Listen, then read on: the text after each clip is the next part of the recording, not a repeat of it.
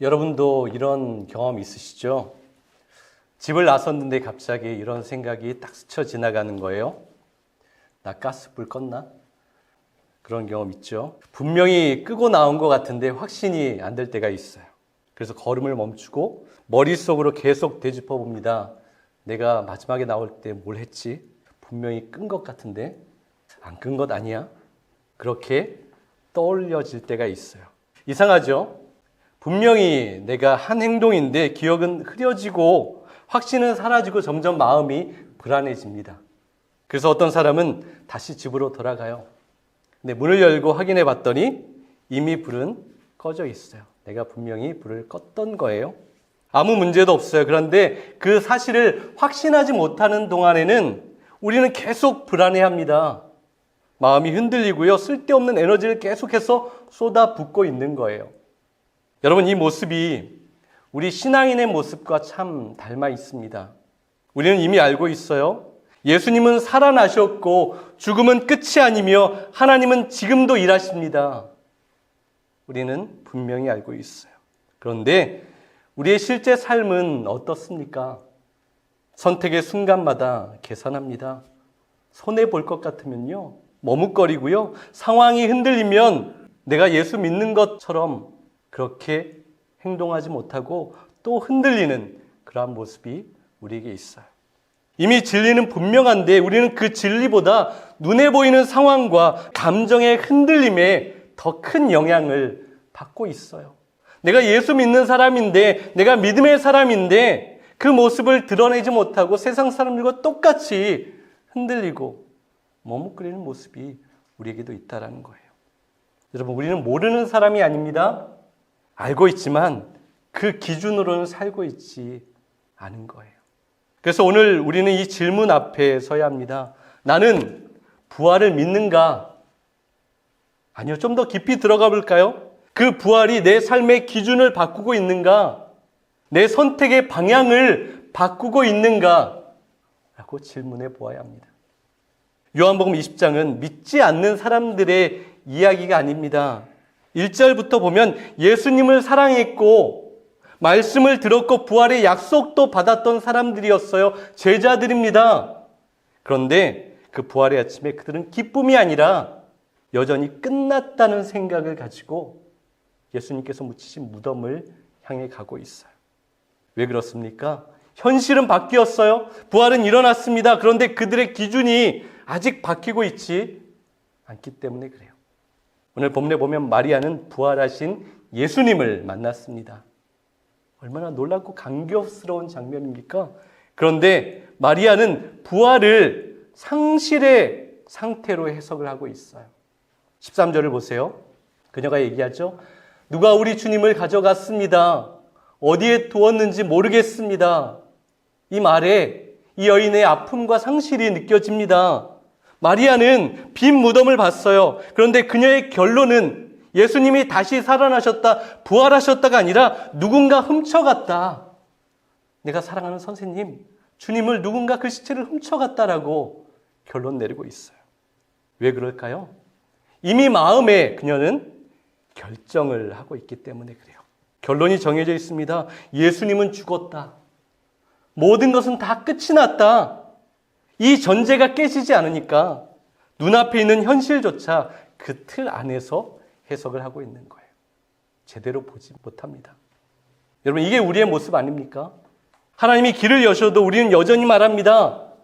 이건 우연일 거야.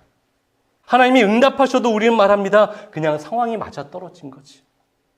왜냐하면 우리의 기준은 여전히 부활 이전의 사고방식에 묶여있기 때문에 우리도 그렇게 생각하고 그렇게 판단합니다.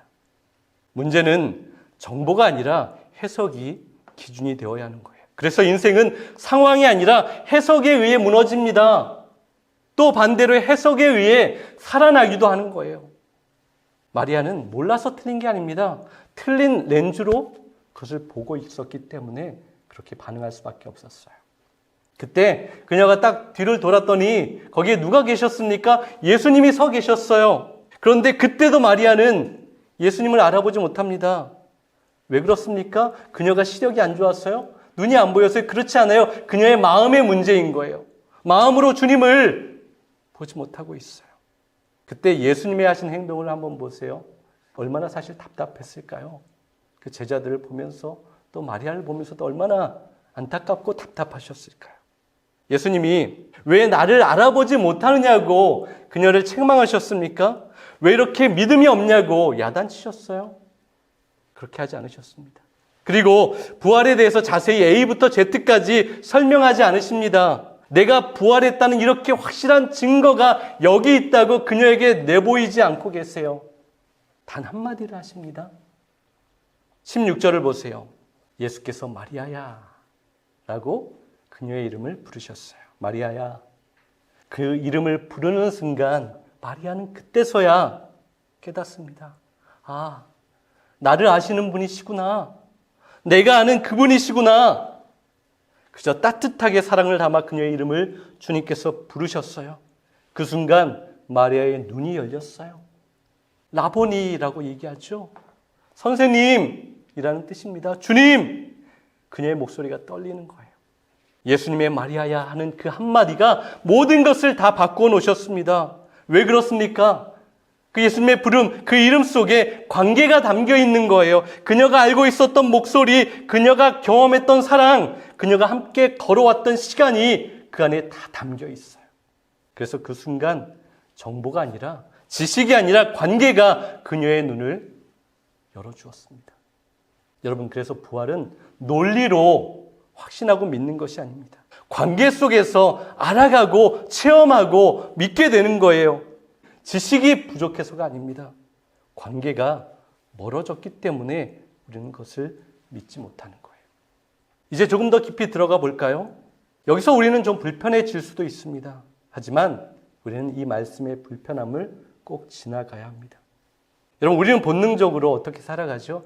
살아남기 위해서 살아갑니다. 모든 인간이 그래요.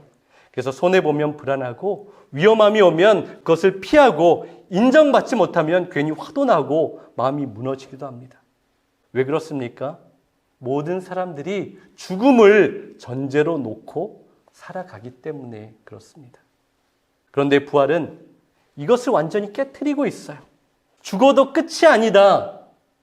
이 문장이 모든 인생의 관점과 삶을 바꿔 놓고 있는 거예요. 그런데 우리는 여전히 이렇게 삽니다. 잃으면 끝이야.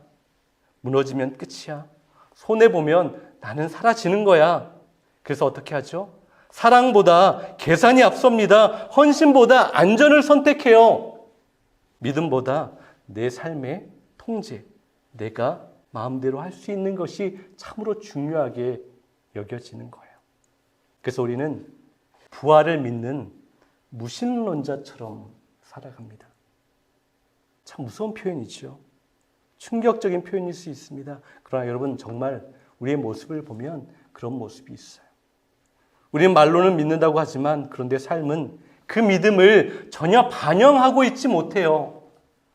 우리가 고백하지만 내 삶에서 그 믿음이 나타나고 있지 않습니다. 하나님의 말씀대로 따라가지 못하는 거예요. 하나님은 있다고 말합니다. 부활도 인정합니다. 그런데 결정할 때, 무언가를 선택할 때, 관계를 맺을 때도 하나님을 전혀 고려하지 않아요. 내 말과 내 행동이 매치되지 않아요. 결합되지 않는 거예요. 여러분, 이게 얼마나 무서운 상태인지 아십니까? 우리가 교회는 다니고 예배는 드리지만 부활을 믿는다고 말하는데 삶의 기준은 세상과 똑같다면 우리는 여전히 죽음을 기준으로 살아가고 있는 거예요. 우리는 부활을 믿고 부활을 소망하지만 우리 앞에는 그저 죽음만 바라보며 한 걸음 한 걸음 살아가고 있는 거예요. 그래서 우리의 삶이 흔들립니다. 조금만 손해봐도 무너지고 조금만 불안하면 도망칩니다. 기준이 바뀌지 않았기 때문에 그런 거예요. 여러분, 부활은 과거의 사건이 아니에요. 우리의 성경의 기록을 보면서 2000년 전에 일어났던 기적이다.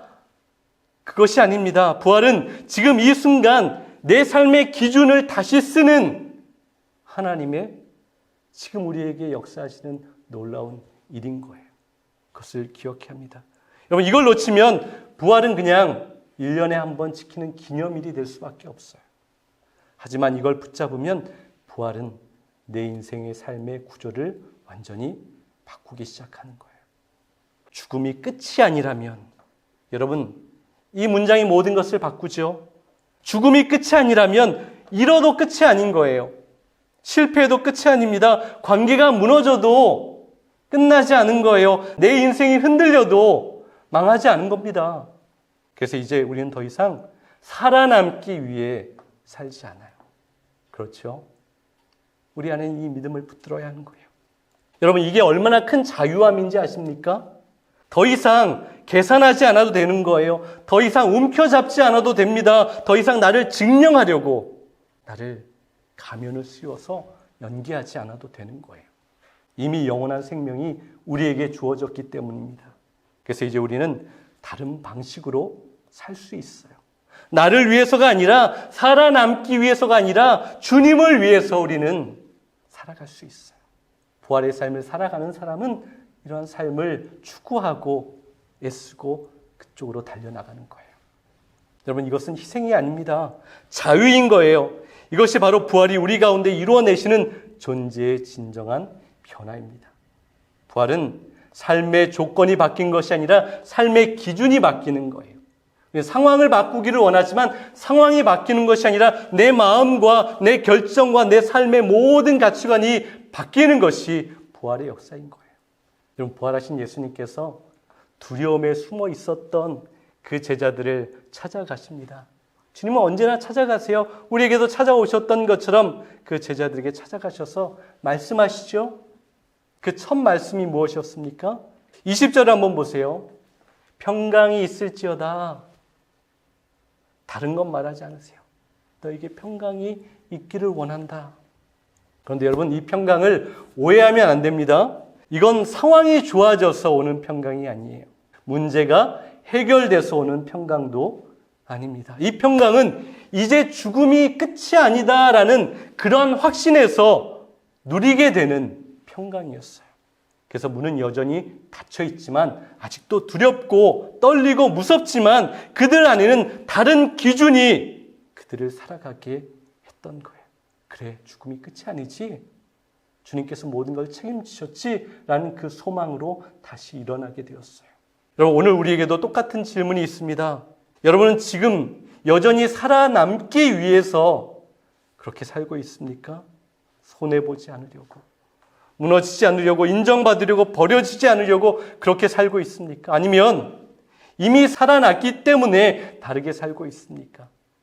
사랑할 수 있고, 내어줄 수 있고, 순종할 수 있고, 두려움보다 믿음을 선택할 수 있는 삶을 살아가고 계십니까?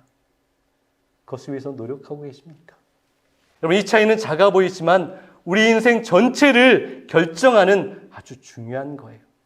부활은 우리는 이렇게 생각해요. 죽음 이후에 일어나는 것이지. 그런데 그것이 아닙니다. 지금 우리의 삶의 방식을 완전히 바꾸어 놓는 그런 놀라운 역사인 거예요. 그래서 지금도 우리 가운데 부활의 역사는 계속해서 일어나고 있는 거예요. 사랑하는 여러분, 부활을 믿는다는 것은 단순히 죽지 않는다는 확신이 아니라 더 이상 내가 죽음을 기준으로 살지 않겠다는 선언인 거예요. 이제 남은 것은 하나입니다. 그렇다면 나는 어떻게 살 것인가? 우리는 어떻게 살아야 할 것인가? 여러분, 이번 한 주 단 한 가지만 하십시오. 많은 것을 하려고 하지 마시고요. 이거 하나만 붙들었으면 좋겠어요.